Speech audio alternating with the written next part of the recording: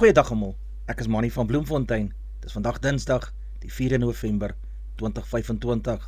Ons doen die nuus in kollig en ons hoofopskrif vir vandag sê: Matie student se moordenaar kry lewenslang in die tronk.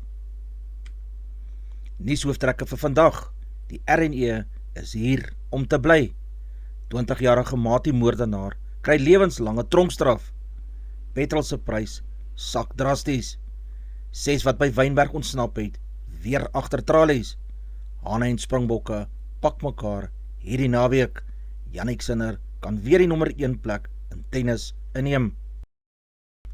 Hy Jesse Mitchell op sy elektriese fiets in die nek gesteek, die sterwende jongman agtervolg en hom beroof, waar hy sowat 2 minute later neergeval het. Die verlies sal altyd groot bly, het Michelle Mitchell, Jesse se ma, gister in 'n boodskap in die koerante gesê, kort nadat Rudolf Hoefke, wat 20 jaar oud is, lewenslange tronkstraf vir die moord op haar seun opgelê is. Lydens die ooreenkoms het Hoefke gewapen op 16 Oktober 2024 in Borchardt-straat geloop op soek na slagoffers om te beroof.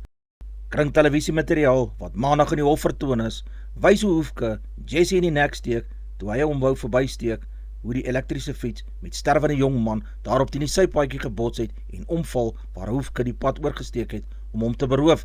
Lydens die pleit en vonnis ooreenkoms wou Hoefke geld vir dwelms hê. Die moord was gewelddadig en gevoelloos en die beskuldigde toon kommerwekkende kapasiteit vir geweld en 'n ernstige gebrek aan selfbeheersing. Hy het ook min vooruitsigte op rehabilitasie in die hof getoon. Hoefke is lewenslange tronkstraf opgelê weens moord en 15 jaar vir elk van die aanklagte van roof met verswaarde omstandighede. Die straf sal samelopend uitgedoen moet word.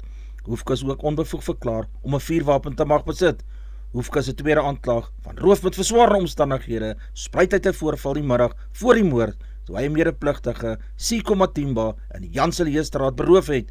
Hoefke het Matimba se rugsak gegryp en hom met 'n mes gedreig. Sy medepligtige het toe weggehardloop. Hoefke het Matimba, wat ook probeer weghardloop het, agterna gesit, met 'n klip in die gesig geslaan en met sy rugsak weggevlug. Motoriste met petrolvoertuie sal juig oor die nuus dat die petrolprys van middernag vanaand 51 sent per liter goedkoper sal word.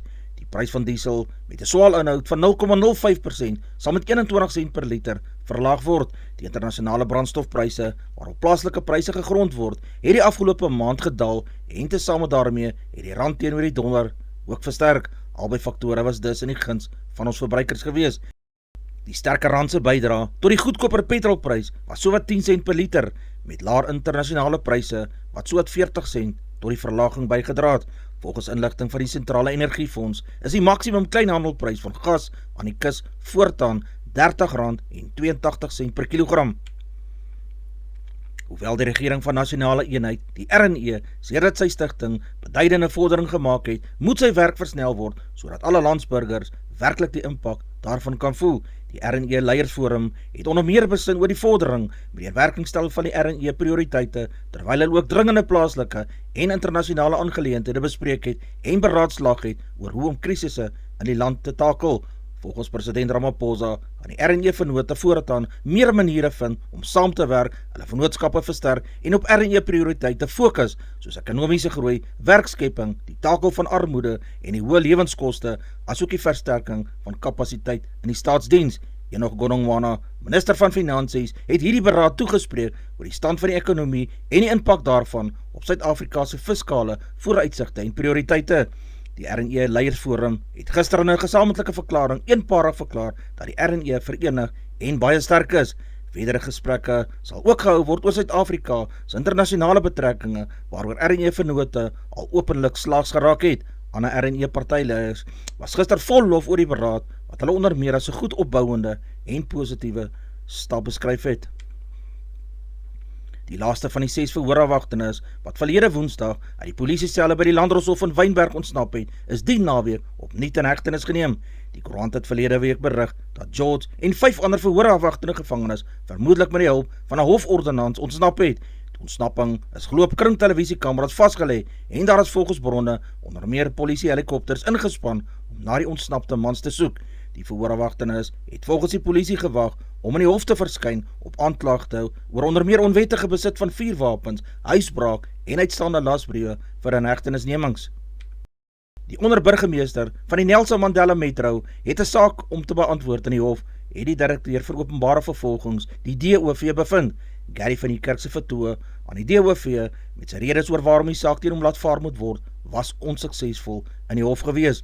Buite die hof het van die Kerk by navraag gesê, dit bly hulle reg om nog steeds by die NDOV te nader, maar hy kon nie bevestig of hulle hierdie roete gaan volg nie. Van die Kerk sê die pleitooreenkoms met die staat is steeds op die tafel, wat volgens hom behels dat hy op 'n klein aanklagte skuld beken en 99% van die saak sal dan wegval, het hy gesê. Daar moet geloofwaardigheid in my wees, dat ek die een is wat korrupsie bestry en dat ek verseker dienste word behoorlik aan ons gemeenskappe gelewer, het hy gesê. Hy benadruk, hy wil nie net hê die hofsaak moet verdwyn nie, hy wil seker maak die waarheid word blootgelê. Van die Kerk voer aan, hy was die speaker toe hy die regshulp ingewin het oor die aanstelling van Notcol Ngwazi as stadsbestuurder, terwyl daar nie 'n quorum was nie. Die rekening is volgens van die Kerk nog nie betaal nie en hy benadruk die Metro het nie 'n enkele sent verloor nie en dat hy geensins persoonlik gebaat het om geld in sy eie sak gesteek het nie. Die saak is gister tot 18 Mei 2026 uitgestel wanneer die verhoor sal begin. Van die Kerk is op eie verantwoordelikheid vrygelaat. Die ontvoerde man van Somerset-Oos het 'n noue ontkoming gehad toe ontvoerders tydens 'n jagtog met die polisie beheer oor die voertuig verloor het en het ook so omgeslaan het. Die mans het probeer vlug deur op die polisie te skiet, maar die polisie het teruggeskiet en een van hulle is doodgeskiet. Nog 2 mans is aangekeer terwyl 'n derde een weggekom het. Die 40-jarige ontvoerde man, 'n Ethiopiër, is ongedeerd in sy motor se wrak gevind. 'n Polisiewoordvoerder sê die 2 wat aan hegtenis geneem is, sal binnekort op aanklagtes van ontvoering, poging tot moord op polisiebeamptes, die onwettige besit van 'n vuurwapen, die onwettige besit van ammunisie en roekelose en nalatige bestuur in die hof moet verskyn.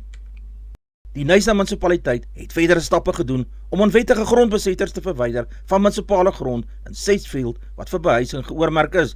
Die besetters het nie gehoor gegee aan die tussentydse hofinterdik nie en die munisipaliteit het nou 'n saak van minagting van die hof by die polisie in Sedgefield aanhangig gemaak.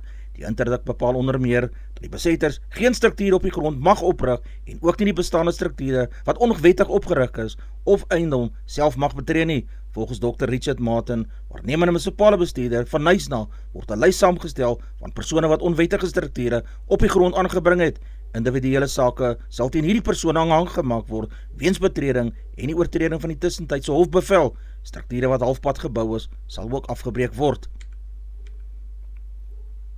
In Mei vanjaar het die Hooggeregshof van Johannesburg beslis Standard Bank se teenkanting teen die Reservebank se besluit om verskeie transaksies met kriptobates te ondersoek was geregverdig. Dit volg nadat Leo Cash en Carry in 2023 meer as 4.400 Bitcoin, 'n bedrag van sowat R556 miljoen na kriptobeurs in die Seychelles oorgeplaas het. Gevolglik het die Hooggeregshof beslis dat die Reservebank se optrede onregmatig was en die kripto nie as valuta of kapitaal beskou kan word in gevolge regulasie 3.1c en 10.1c nie. Laat verlede maand is die Reservebank se aansoek verlof tot appel toegestaan. Wanneer die staat eiendom wil konfiskeer of straf toepas, moet die wet ondubbelsinnig wees. Die bewoording van die 1961 regulasies sê eenvoudig niks oor enige kripto handelstransaksies nie. Indien die appel misluk, sal die Reservebank en Tesorie die langbeloofde wysigings aan die regulasie 10.4 in werking moet stel om kripto amptelik in te sluit. As die Reservebank se appel slaag, sal dit beteken dat alle buitelandse kriptotransaksies voortaan as kapitaaluitvoere beskou sal word met moontlike strafregtelike gevolge vir die oortreders. Die Ierse slottarieg Burnley is Saterdag in die 3de minuut van hulle nederlaag met 13-26 teen die All Blacks in Chicago afgestuur nadat hy die skouer met die Nieu-Seelandse loskakel Beauden Barrett se kopkontak gemaak het. Die skeieregter Pierre Brousset van Frankryk het aanvanklik sy geel kaart uitgehaal voordat die straf na hersiening deur die televisieskeieregter na rooi kaart opgegradeer is. Rugby kan nie trots wees op homself as 'n speler van Burnley se kaliber afgestuur word in 'n wedstryd wat bedoel is om vir die sport uit te stal nie. Burnley was nie 'n gewillige deelnemer in die botsing nie. Hy het alles gedoen om kontak met Barrett se kop te vermy, is bevind. Powell prys vir Barrett en sy empatie na die wedstryd en nie die loskakel se siening dat Burnley niks kwaadwillig gedoen het nie, aangehaal. Hy het nie opsetlik probeer om die hoogvat uit te voer nie. Dit het maar te gebeur, het Barrett aan die media gesê. Powell verwelkom wêreld rugby se toetslopie waar spanne deesdae speler wat 'n rooi kaart gekry na 20 minute mag vervang, wat ten minste verseker dat die wedstryd se integriteit sal behou. Die voormalige Franse slot, Paul Willemse, sê Fabian Galthy, wat baie agting vir Rassie Erasmus het sy bok ewe knie en sy span in die aanloop tot die 2023 se wêreldbeker toernooi noukeurig bestudeer. Galthy en Erasmus kry weer Saterdag aand in Parys swaarder, wanneer hulle spanne teen mekaar die eerste keer sedert 2023 se ongelooflike wêreldbeker kwartfinale pak, en dit op die eindsteveld waar die Bokke die Franse se harte gebreek het deur met 29-28 te wen. Die 32-jarige Willemse, wat baie van sy 32 toetse onder Galthy gespeel het, sy die wêreldbeker nederlaag teen die Bokke was soos 'n messteek vir sy aangenome land. Die Hane het 4 jaar lank opgebou na die wêreldbeker in hulle agterplaas en het geglo hulle die skietgoed om hierdie titel te kon wen. Willemse self het in 2023 die wêreldbeker weens 'n besering misgeloop. Die oudleerling van die hoërskoolmonument in Kreeusdorp het in Suid-Afrika vir die leeu's en vir die bulle uitgedraf. Willemse sê die manier waarop Galthy ander spanne ontleed is baie uniek. Die Franse spelers moes byvoorbeeld vir die res van hulle spanmaats voor 6 nasiewedstryde voorleggings oor hulle direkte teenstanders ingedien het. Jannik Sinner sê hy hoop om 'n jaar bo aan die wêreldranglys af te sluit, is nie net in sy beheer nie. Die Italianer het die topposisie van sy grootste teenstander, Carlos Alcaraz, herwin nadat hy Sondag die Paryse meestertoernooi gewen het. Terwyl die twee egter binnekort die ATP jaareindtoernooi betree, wat van 9 tot 16 November in Turyn plaasvind, het Sinner die verdedigende kampioen ook baie meer punte om te verdedig as die Spanjaard, wat 'n verlede jaar se seisoen afsluitende pronkstuk in die groepfase uitgeskakel is. Sinner het op sy mediakonferensie voor die toernooi in die Franse hoofstad gesê dat dit onmoontlik vir hom sou wees om 2025 bo aan die wêreldranglys te kan afsluit. Danksy sy eerste Paryse meestertitel het Sinner nou wel vir Alcaraz ingekontrol in die wedloop na Turyn, waar een van hulle as die nommer 1 in die einde van die jaar gekroon sal moet word. Die twee beste spelers in manstennis sal mekaar op 10 Januarie in Sion naby Seoul in die Hyundai Kart Supermatch vertoonwedstryd die stryd gaan aansê. Die Franse fietsryer Charles Koste, wat die oudste lewende Olimpiese goue medaljewenner ter wêreld was, is in die ouderdom van 101 jaar oorlede. Koste, wat Olimpiese goud in baanfietsryse span agtereenvolging saam met Pierre Adam, Serge Blouchon en Ferdinand de Canali gewen het, is volgens Franse media donderdag oorlede. Hy was die oudste lewende Olimpiese goue medaljewenner ter wêreld, nadat die Hongaarse artistieke gimnaas Agnes Kaletti in die ouderdom van 103 jaar op 2 Januarie vanjaar oorlede is. Koste was een van die fakkeldraers vir die openingsseremonie van die Olimpiese Spele verlede jaar in Parys. Sy wenrekord sluit ook in die Grand Prix des Nations fietswedren in 1949, 'n 140 km tydwedren waarin hy die Italianer Fausto Coppi, Tour de France en Giro d'Italia kampioen ook gewen het. 'n Jong sokkerspeler is dood nadat sy deur weerlig getref is terwyl sy in 'n storm by 'n sportkompleks in Queensland se Sonskynkus geoefen het. Finley Boune, wat 21 jaar oud was, wat 'n speler en afrigter was by die Noosa Lions sokkerklub, het haar strafdoele saam met 'n spanmaat op die Koerry sportkompleks se sokkervelde geoefen toe sy deur die weerlig getref is. Paramedici was vinnig op die toneel en Boune is in 'n kritieke toestand na die Nambour Hospitaal geneem, waar sy later oorlede is.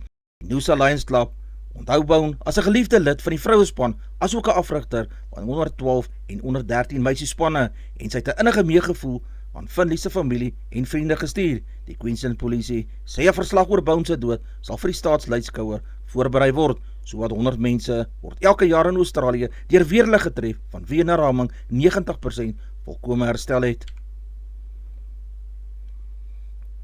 Laura Wolfhard en Annelie Dexon, wat 35 lopies aangeteken het, Sondag 61 lopies van 61 bal om die 6de palkie aangeteken, maar nadat Dexon in die 40ste balbeurt haar palkie verloor het met Suid-Afrika toe op 209 vir 6, het dinge vinnig verkeerd geloop.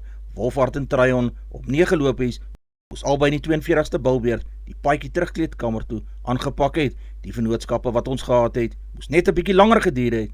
India het baie goed gebou en veldwerk goed gedoen en ook baie kalm gebly, het Wolfhard aan die media gesê. Wolfhard het die toernooi algeheel as die voorste lopiemaker met 571 lopies agter haar naam afgesluit. Die Protea draaibal bowler Nonkululeko Mlaba met 13 paaltjies was die voorste Suid-Afrikaanse bowler in hierdie skouspel gewees.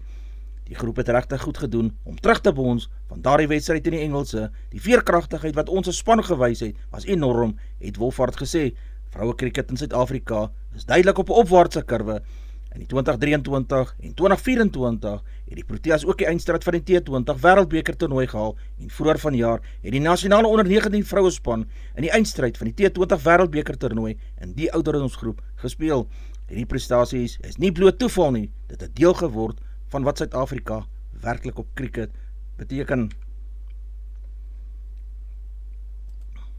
Advertensie van Netwerk 24, teken in en kry verskeie tydskrifte en koerante.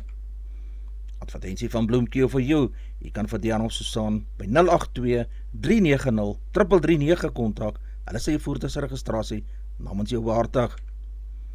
Weerberg Vrystreek, Messina 2034, Polokwane 1524, Lepalale 1727, Bombela 1625, Mahikeng 1627, Pretoria 15 en 18, Johannesburg 1625, Ermelo 1325, Galagadi 2033, Gaborone 1726, Richards Bay 1937, Pietermaritzburg 1836, Durban 1933, Port St. John's 1725, Pongola 1831, Maputo 2032, Bethlehem 1326, Bloemfontein 1529, Allewal Noord 1531, Welkom 1728, Vryburg 1829, Kimberley 1832, Appington 2135, Prieska 2035, Springbok 1331, Karasburg 2035, Keetmanshoop 1935, Mariental 1934, Alexanderbaai 14 en 18, Brandvlei 1833, Loederitsbaai 1427, Vredendal 1228, Kaapstad 1521, Sutherland 1227, George 1219, Jeffreys Bay 1423, Caparra 1424, Graafrenet 1131, Kaaphooggelas 1320, De Aar 1632, Multino 1228, Beaufort West 1532, Oos-London 1327.